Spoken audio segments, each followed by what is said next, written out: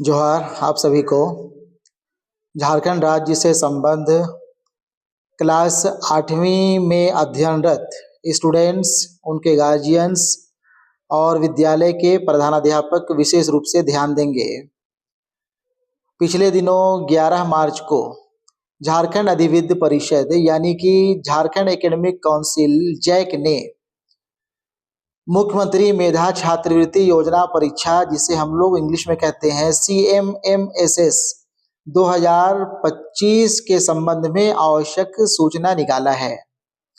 आप लोग यहाँ पे नोटिफिकेशन देख सकते हैं, पढ़ सकते हैं।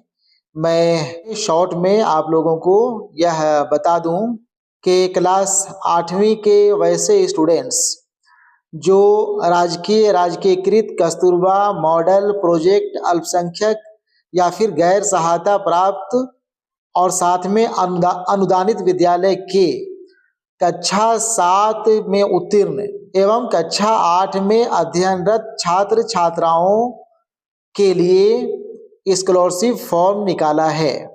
यहाँ पे कक्षा 7वीं में उत्तीर्ण एवं कक्षा 8 में अध्ययनरत छात्र से अभिप्राय वैसे स्टूडेंट्स होंगे जो 2026 के वार्षिक परीक्षा में सम्मिलित हो चुके होंगे। ठीक है ना। यहाँ पे ये लिखा है कि कक्षा 7वीं में उत्तीर्ण एवं कक्षा 8वीं में अध्ययनरत। इसका मतलब ये हुआ कि हर हाल में स्टूडेंट्स को 2 साल इन विद्यालयों का मतलब हो गया कि सरकारी विद्यालय या फिर अल्पसंख्यक विद्यालय या फिर जो मैंने अभी आप लोगों के सामने नाम लिया, उन विद्यालयों में 2 साल गुजारना ज़रूरी है। कोई स्टूडेंट्स अगर 3-4 साल पहले 7वीं क्लास पढ़ करके छोड़ दिया हो और डायरेक्ट 8वीं में एडमिशन लेकर के मुख्यमंत्री मेधा छात्रवृत्ति परीक्षा फॉर्म भरना चाहता हो तो वो स्टूडेंट्स फॉर्म नहीं भर सकता है। दूसरी बात यह भी कि कक्षा 7वीं में कम से कम 50% मार्क्स के साथ उत्तीर्ण होना ज़रूरी होगा। ठीक है ना। जो स्टूडेंट्स कक्षा 7वीं में 50% मार्क्स के साथ उत्तीर्ण हुए होंगे और कक्षा 8वीं में अध्ययनरत होंगे। अध्ययनरत का मतलब मैं यहाँ पे फिर से बतला रहा हूँ कि झारखंड में चूंकि 8वीं क्लास का एग्ज़ाम हो चुका है, इसलिए कक्षा 8वीं में एपीयर्ड स्टूडेंट्स इसमें आएंगे। ठीक है ना।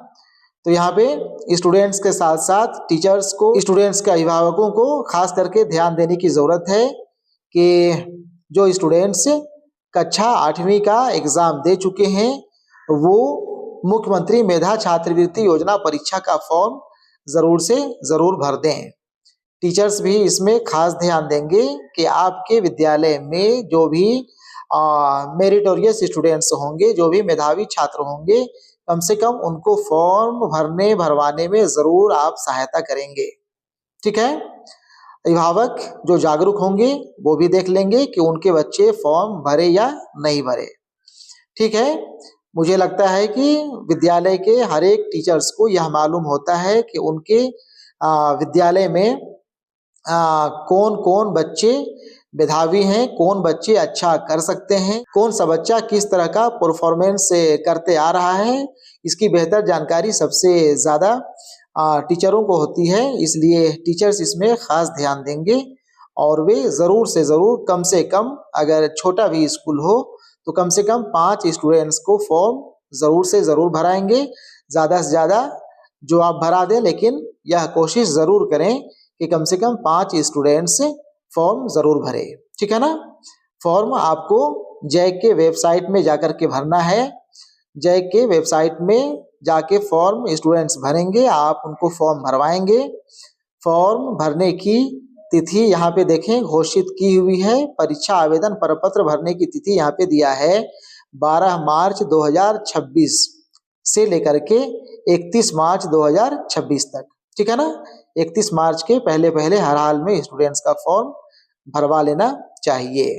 ठीक है। चूंकि स्टूडेंट्स अभी एग्ज़ाम लिखने के बाद यह भी हो सकता है कि अपने विद्यालय नहीं आते हों, वो अपने घरों पे होंगे, इसलिए मैं यहाँ पे बार बार टीचर्स के ऊपर जोर दे रहा हूँ कि टीचर्स विशेष रूप से ध्यान देंगे और वे अपने विद्यालय के मेधावी छात्रों को फॉर्म भरवाएंगे।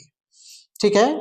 और एक बात यह भी ध्यान दें कि यह मुख्यमंत्री मेधा सह छात्रवृत्ति योजना परीक्षा का जो फॉर्म है, यह कुछ दिनों पहले भराया हुआ फॉर्म जो एनएसपी पोर्टल पे जाकर के भरे होंगे। राष्ट्रीय मेधा सह छात्रवृत्ति परीक्षा, जिसे हम लोग NMMSS के नाम से जानते हैं, वो फॉर्म से यह फॉर्म अलग है। ठीक है ना। वो सेंट्रल गवर्नमेंट के चलाया गया स्कीम था NMMSS, और यह आपका झारखंड राज्य के द्वारा निकाला गया फॉर्म है। ठीक है। ठीक है। यहाँ पे आप यह जान लें कि अगर स्टूडेंट्स यह परीक्षा में उत्तीर्ण हो जाते हैं, इसे कंप्लीट कर लेते हैं, तो उन्हें 9वीं क्लास से लेकर के 12वीं क्लास तक प्रत्येक वर्ष 12,000 रुपया करके मिला करेगा। ठीक है ना। 4 साल यानी कि 12 चौके 48,000 रुपया अगर एक स्टूडेंट्स को मिल जाए, तो मुझे लगता है कि 12वीं क्लास तक की पढ़ाई करने में उन्हें काफ़ी सहायता इससे मिल जाएगी। ठीक है। ठीक है। फिर मिलते हैं अगले वीडियो में, और वहाँ पे आप लोगों को सिलेबस के साथ साथ परीक्षा प्रारूप भी बतलाते हैं। ठीक है। और उसके अलावा और भी कुछ जानकारी देनी होगी इस परीक्षा से संबंधित, तो मैं उसके लिए भी वीडियो लेकर के आऊँगा। ठीक है। धन्यवाद।